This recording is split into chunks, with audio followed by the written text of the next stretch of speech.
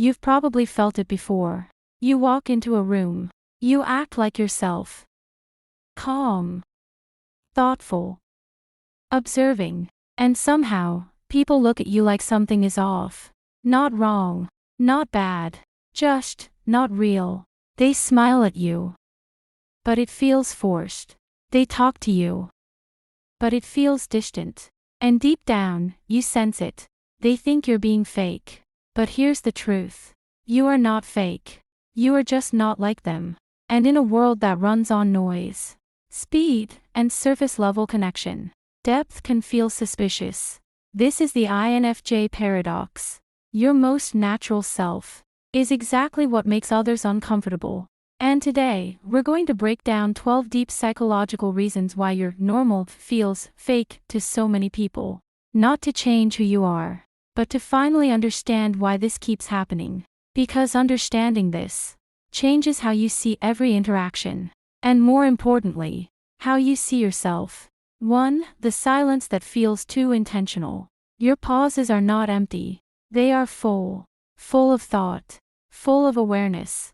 Full of care. When someone speaks, you don't just hear words. You notice tone, energy, what they avoid saying. So your response takes time. But most people don't live in that space. They live in reaction. Quick replies feel honest to them. Immediate emotion feels real. So when you pause, they feel a disconnect. They don't see your depth. They feel your delay. And the human brain is wired to distrust delay. It starts asking questions. Why didn't they respond right away? Are they hiding something? Are they trying to sound smart? But you're not performing. You're aligning. You're making sure what you say is true, not just fast. And in a world addicted to speed, truth often arrives too slowly to be trusted. 2. The shapeshifter illusion. You don't just talk to people. You tune into them. It's almost automatic. Their mood becomes clear to you. Their emotional rhythm becomes familiar. And without thinking, you adjust. Not to impress them, but to meet them where they are. This is emotional intelligence at a high level. But here's what others see. They see you laughing with one person, quiet with another, serious in one moment, light in the next. And instead of recognizing emotional range, they see inconsistency.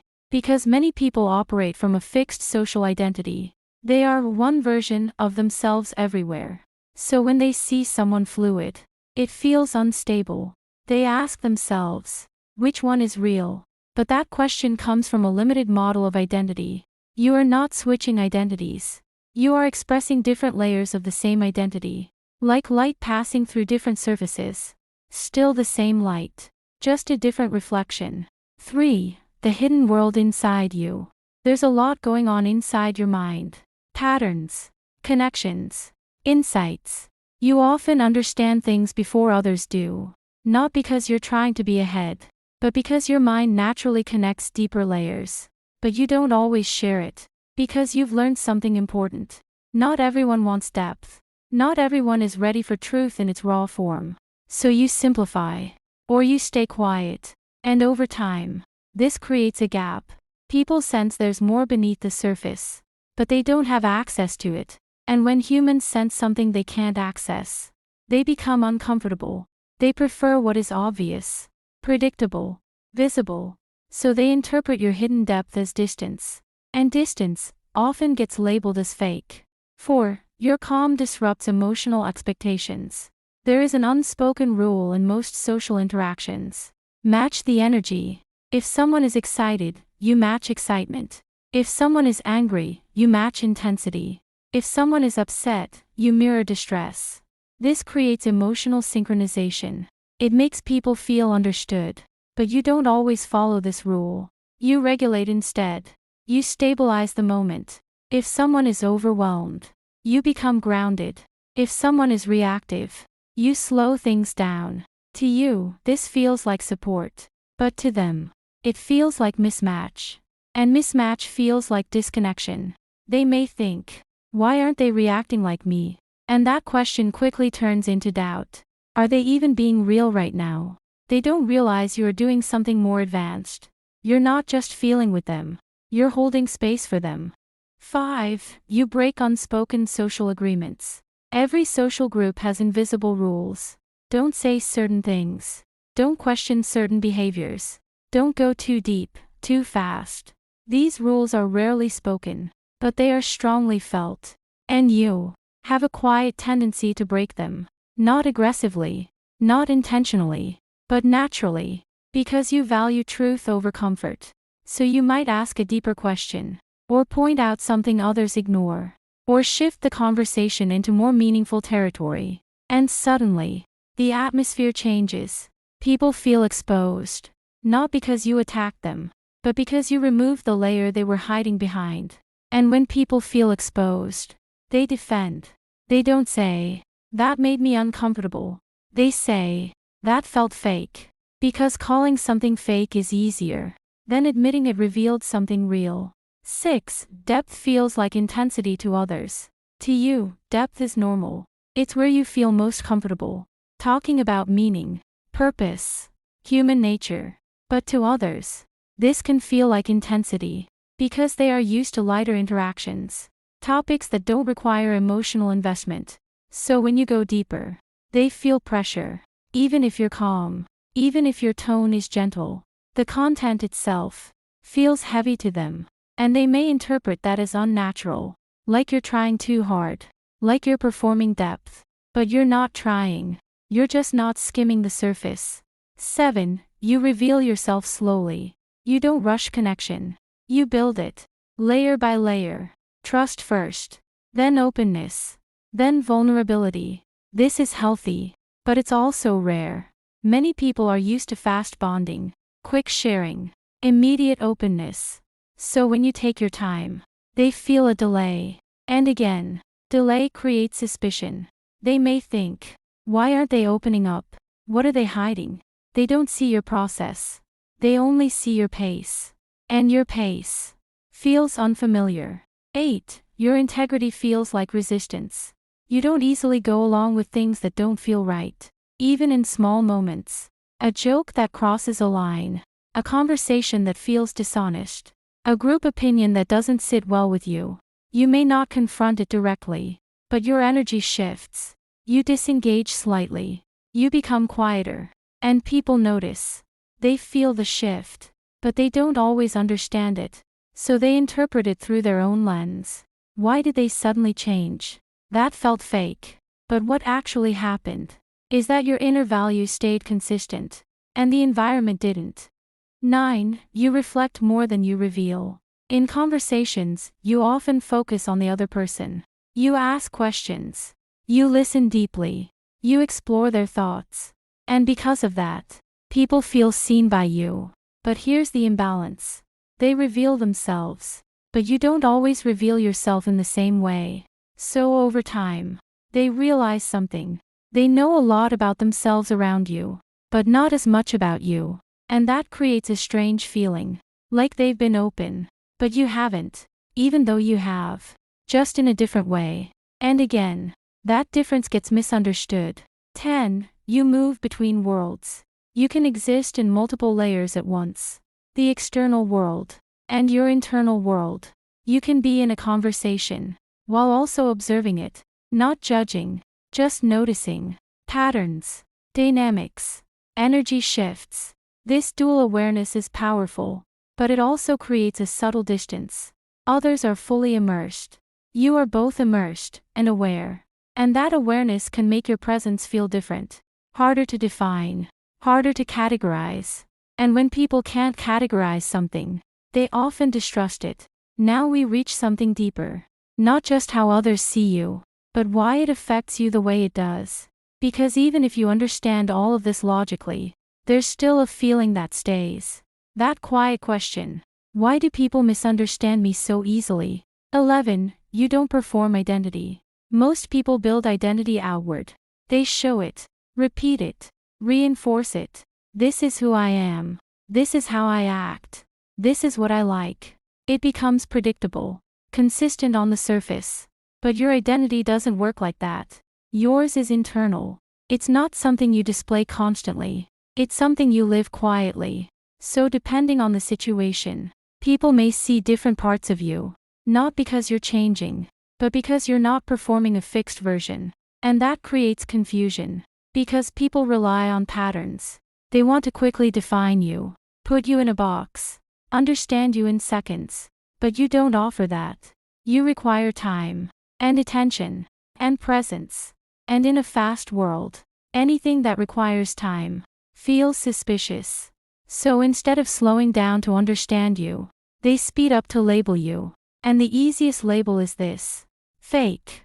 12. You trigger self-awareness in others. This is the one people don't talk about, but it's often the most important. Your presence makes people think. Not because you say anything dramatic, but because of how you listen, how you respond, how you notice. You create a space where people become aware of themselves, their tone, their words, their inconsistencies. And for some people, that's uncomfortable, very uncomfortable, because self-awareness requires honesty, and honesty requires facing things we often avoid. So instead of leaning into that discomfort, many people push it away. They look for a reason, a way to explain the feeling. And the easiest explanation is this: there's something off about them. But what's actually happening is this: there's something being revealed within them. And that difference matters. Now let's pause here for a moment, because this is where everything connects. You are not being misunderstood randomly. There is a pattern, a structure, a reason. And once you begin to see it, you can't unsee it. It shows up in small moments, in quiet reactions, in subtle shifts that most people overlook. Your depth slows people down, not just externally, internally. They have to think more, feel more, notice more. And for many people, that feels unfamiliar. Your calm disrupts emotional habits. People are used to reactions, quick responses, predictable emotional loops. But you don't follow those loops. You pause, you regulate, you choose. And that breaks their rhythm. Your awareness reflects things back to others. Not loudly, not directly, but clearly. They start to notice themselves more around you. What they say, how they say it, what they avoid. And that kind of reflection can feel exposing, even if you say nothing. And not everyone is ready for that. Not everyone wants to slow down. Not everyone wants to feel more deeply. Not everyone wants to see themselves clearly. So instead of recognizing what's happening, they label it. And that label becomes distance.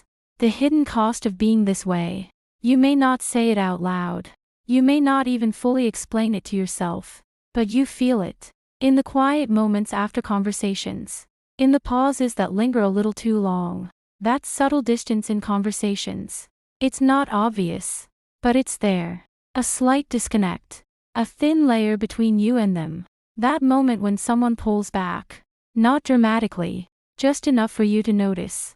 Their tone shifts. Their energy changes.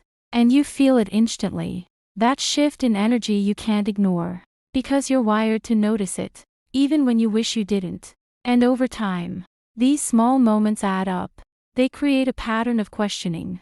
A quiet self-reflection that keeps returning. Should I be more expressive? Should I react faster? Should I fill the silence, even when it doesn't feel natural? Should I talk more, even when you've already said what matters? Should I simplify who I am? Make it easier for others to understand, easier to accept.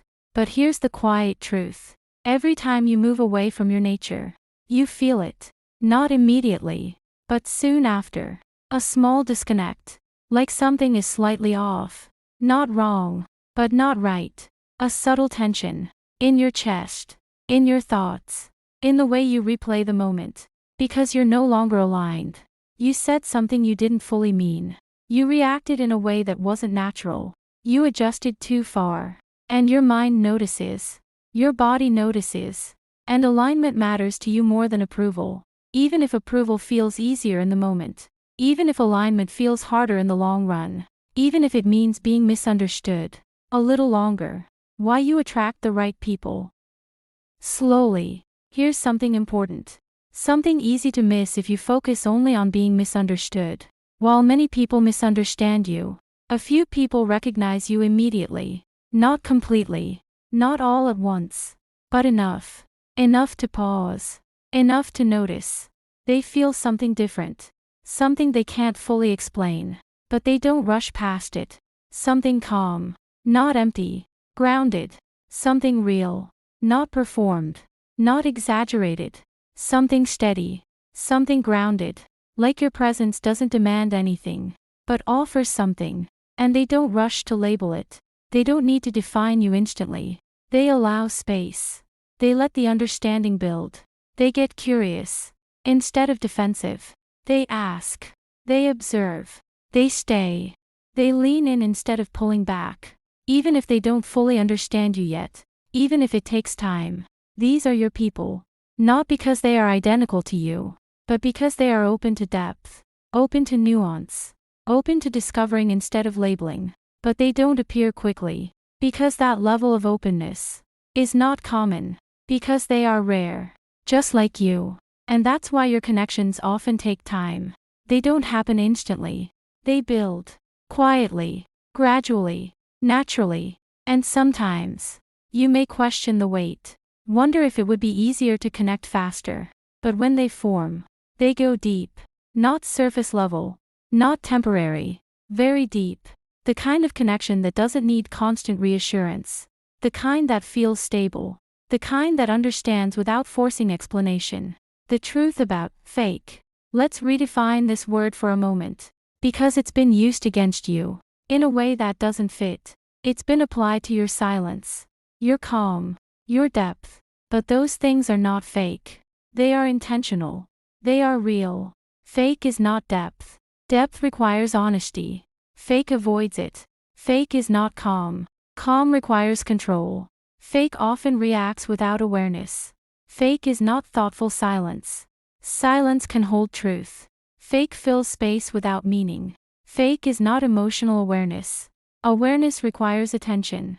Fake often ignores what's real. Fake is not intentional communication. Intention requires care. Fake speaks without alignment.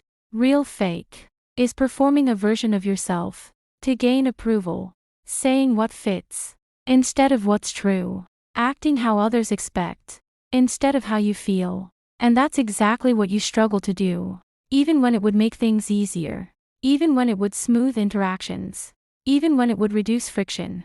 You hesitate because something in you resists it.